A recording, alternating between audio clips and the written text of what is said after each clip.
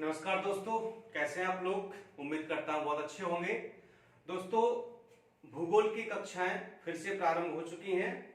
जहां पर मैंने आपको छोड़ा था वहीं से हमने फिर से उठाया है और कल एक लेक्चर आपको मिला था गंगा नदी तंत्र के बारे में।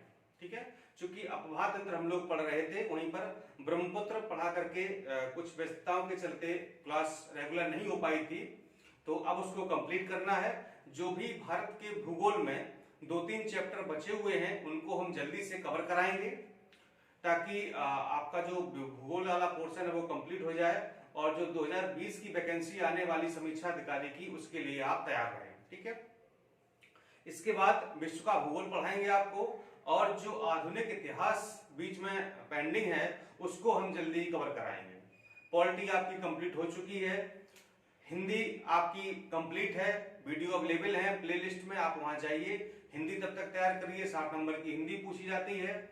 और यूपी स्पेशल जनगणना भी कंप्लीट हो गया है, खनिज संसाधन, बागवानी जो भी है वो सब कुछ अवेलेबल है वहां पर। ठीक है, और जो भी पोर्शन बचेगा जीएस का उसको हम जल्दी ही कराने का प्रयास करेंगे, ताकि परीक्षा से पहले पूरे सिलेबस को मूर्त रूप दिया जा सके, उसको कंप्लीट कराया जा सके। ठीक है, और समीक्षा अधिकारी 2016 मुख्य परीक्षा के लिए बैच चल रहा है। यदि आपने ज्वाइन नहीं किया है, आप परीक्षा दे रहे हैं खंड शिक्षा अधिकारी की या फिर समीक्षा अधिकारी की, तो आप 8423291094 8423291094 इस नंबर पर ज्वाइन लिख करके व्हाट्सएप कर दीजिए, तो आपको बैच में ऐड कर लिया जाएगा, जहां पर विधिवत रूप से मुख्य परीक्षा की तैयारी कराई जा रही है। ठीक है, यदि आप प्रारंभिक परीक्षा की तैयारी कर रहे हैं तो मैं कहूंगा कि आप अभी से अगर मुख्य परीक्षा की तैयारी कर लें तो ये भी काफी फायदेमंद होगा, काफी बेहतर होगा।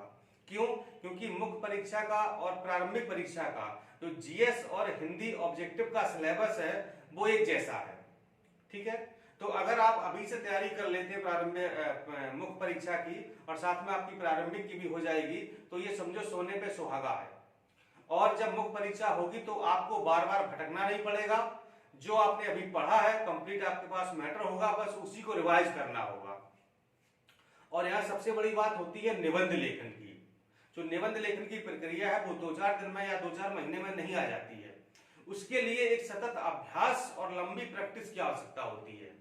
आपके पास शब्द भंडार होना चाहिए, बहुत सारा कंटेंट होना चाहिए, बहुत सारी वोकैबुलरी आपकी स्ट्रांग होनी चाहिए। ये कैसे आएगा? जब तक आप रोज रेगुलर अभ्यास नहीं करेंगे तब तक आप अच्छा निबंध नहीं लिख पाएंगे। ठीक है, तो निबंध यहाँ पर पूरी प्रैक्टिस आपकी कराई जा रही है कि कैसे आपको करना है।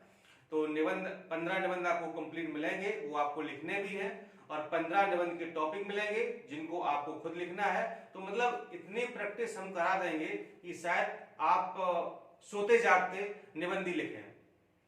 मतलब आपको मतलब लगेगा हम मतलब किस चीज पर निबंध लिखें, और मतलब निबंध के आप इतने दीवाने हो जाएंगे, यकीन मानिए। और इतनी आपकी प्रैक्टिस करा देंगे और वो ट्रिक बता देंगे कि कैसे एक अच्छा निबंध लिखा जाता है। ठीक है, चलिए शुरुआत करते हैं आज के टॉपिक की। तो हम लोग गंगा नदी तंत्र पढ़ रहे थे, और गंगा नदी तंत्र के अंतर्गत हमने पढ़ा था कि वो गंगा नदी का उद्गम कहाँ होता है, उसका विस्तार कहाँ कहाँ पर है, उसकी सहायक नदियां कौन कौन सी हैं, दाएं से कौन मिलती है, बाएं से कौन मिलती है, उस पर स्थित कौन कौन सी परियोजनाएं हैं, ये सब हम लोग पढ़ चुके थे। ठीक है, तो सहायक नदियों में बहुत सारी नदियां थी, दाएं से मिलने वाली, बाएं से मिलने वाली। तो उसमें से कुछ बहुत ही इंपॉर्टेंट नदियां हैं जो हम पढ़ने वाले हैं, जैसे कि यमुना नदी है, सोन है, रामगंगा है, गंडक है, कोसी है, दामोदर है, गोमती है, घाघरा है। ये सब इंपॉर्टेंट नदियां हैं। ठीक है, इन सबको हम लोग पढ़ेंगे, लेकिन आज हम पढ़ेंगे सिर्फ एक नदी के बारे में, यमुना नदी के बारे में, जो कि गंगा की एक प्रमुख सहायक नदी है। और इस यमुना नदी की भी कई सारी सहायक नदियां हैं जो कि इंपॉर्टेंट, जैसे कि कैन, चंबल, बेतवा इत्यादि, ये इंपॉर्टेंट है, तो इनसे भी सवाल पूछे जाते हैं। तो इस लेक्चर में आज हम लोग पढ़ेंगे पूरा यमुना नदी के बारे में, जो कि गंगा की प्रमुख सहायक नदी है। शुरुआत करते हैं, वीडियो मेरे साथ देखते रहिए, पूरे बने रहिए मेरे साथ, एक एक बात को आराम से बारीकी से समझिए कि कैसे कहां से प्रश्न उठ सकता है, पूछा जा सकता है। तो गंगा नदी का उद्गम कहां से होता है? ये उत्तराखंड के टिहरी गढ़वाल जिले में यमुनोत्री हिमनद है। कौन सा हिमनद है? यमुनोत्री हिमनद है, कहां पर? उत्तराखंड के टिहरी गढ़वाल जिले में, तो वहां से ये निकलती है। इसकी कुल लंबाई है लगभग 1375 किलोमीटर, ठीक है। और ये इलाहाबाद यानी कि प्रयाग अर्थात प्रयागराज में आकर के गंगा से दाईं ओर से मिल जाती है, यानी कि दाईं ओर से मिलने वाली ये सहायक नदी है गंगा की। इसकी कौन कौन सी सहायक नदियां हैं? तो जो दाएं से चंबल में दाएं से जो यमुना में मिलती है वो है चंबल नदी, सिंध नदी, बेतवा नदी और केन नदी, ठीक है। ये किधर से मिलती हैं? यमुना में दाएं से मिलती है, ठीक है। और यमुना के बारे में पढ़ रहे हैं, ध्यान रखिएगा, अब हम पढ़ रहे हैं यमुना के बारे में। और बाएं से मिलती हैं हिंडन नदी, रिंद नदी, सेंगर नदी और वरुणा नदी, ठीक है। ये 4 नदियां यमुना में दाएं से मिलती हैं और 4 नदियां बाएं से मिल जाती हैं। कुल 8 सहायक नदियां हैं यमुना की, जो प्रमुख है। बाकी छोटे नदी नाले तो होते ही बहुत सारे, तो उनकी गिनती नहीं है। इसके किनारे कौन कौन से शहर बसे हैं तो मैं क्रम से बताऊंगा। दिल्ली, मथुरा, वृंदावन, आगरा, हमीरपुर और प्रयागराज इसके किनारे बसे हुए हैं। और ये नदी जो यमुना है ये दिल्ली से आगरा तक अत्यधिक प्रदूषित है और इसे यहाँ पर ग्रीन सूप के नाम से जाना जाता है। किस सूप से? ग्रीन सूप के नाम से। और ये दिल्ली में वजीराबाद से ओखला तक भी बहुत प्रदूषित है, जहां इसे काला सूप के नाम से जाना जाता है। ये कभी कभी परीक्षा में पूछ लिया जाता है। इसकी जो सहायक नदियां हम लोग पढ़ रहे हैं, तो पहली सहायक नदी इसकी चंबल नदी, ठीक है। चंबल नदी का उद्गम कहाँ है? ये मध्य प्रदेश में मालवा पठार में जनापाव पहाड़ियां, याद रखिएगा, बहुत पूछा जाता है। चंबल नदी का उद्गम स्थल क्या है? जनापाव पहाड़ियों से निकलती है और इसकी कुल लंबाई है लगभग 966 किलोमीटर, ठीक है। और चंबल अपनी उत्खात भूमि क्या होती है? बीघड़ भूमि, यानी कि खड्ड, जो ऊंची नीची जो भूमि होती है उसे उत्खात भूमि कहा जाता है। तो ये किस वजह से बनी है? ये चंबल नदी की वजह से ही बनी हुई है। तो चंबल अपनी उत्खात भूमि यानी कि बीघड़ भूमि के लिए प्रसिद्ध है, जिसे चंबल खड्ड, इंग्लिश में कहा जाता है रेवाइन, चंबल खड्ड कहा जाता है, ठीक है। आपने देखा होगा कि जो इस तरह से जो है नालियां जैसी बन जाती हैं इस तरीके से भूमि में, ठीक है। ये क्या है? इन्हीं को रेवाइन या चंबल खड्ड कहा जाता है। और ये जो चंबल का पानी है ना, तो ये जब वापस जाता है या बहता है ऊंचे से नीचे की ओर, तो तब जाके ये खड्ड जैसे बन जाते हैं और इसी से बीघड़ का या चंबल का निर्माण हुआ है, ठीक है। इसकी सहायक नदियां हैं बनास, काली सिंध, पार्वती और क्षिप्रा, ठीक है।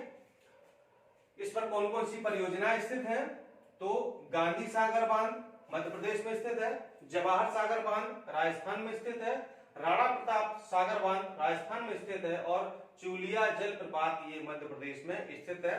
ये परियोजनाएं बहुत पूछी जाती हैं, याद कर लीजिएगा अच्छे से कि कौन सी योजना किस राज्य में स्थित है, ठीक है। तो कंफ्यूजन होती है। जवाहर और राणा प्रताप सागर राजस्थान में, गांधी सागर और चूलिया जल प्रपात ये मध्य प्रदेश में स्थित है, ठीक है। यमुना की दूसरी सहायक नदी है बेतवा नदी, ठीक है। ये उद्गम कहां से निकलती है? तो मध्य प्रदेश के रायसेन जिले में, मध्य प्रदेश का जिला रायसेन, कुमारगांव के निकट, एक जगह कुमारगांव के निकट विंध्य पर्वतमाला से निकलती है, ठीक है। जो विंध्य पर्वतमाला है वहां से इसका उद्गम होता है। मध्य प्रदेश के रायसेन जिले में कुमारगांव के निकट की जगह स्थित है विंध्य पर्वतमाला, जहां से ये नदी निकलती है।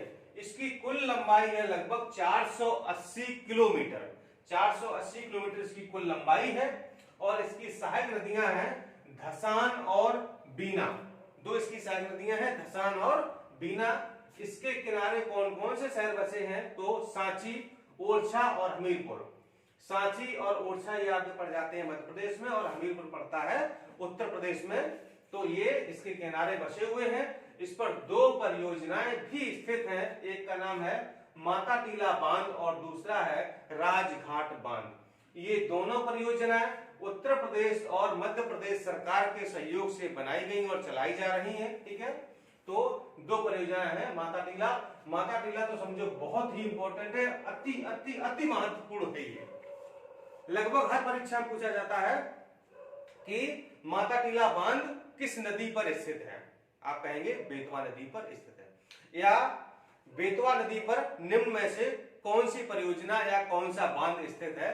तो माता टीला बांध स्थित है। ठीक है, और अंतिम यमुना की सहायक नदी है जो प्रमुख है, बाकी तो और भी है लेकिन उनको पढ़ने कोई मतलब नहीं है।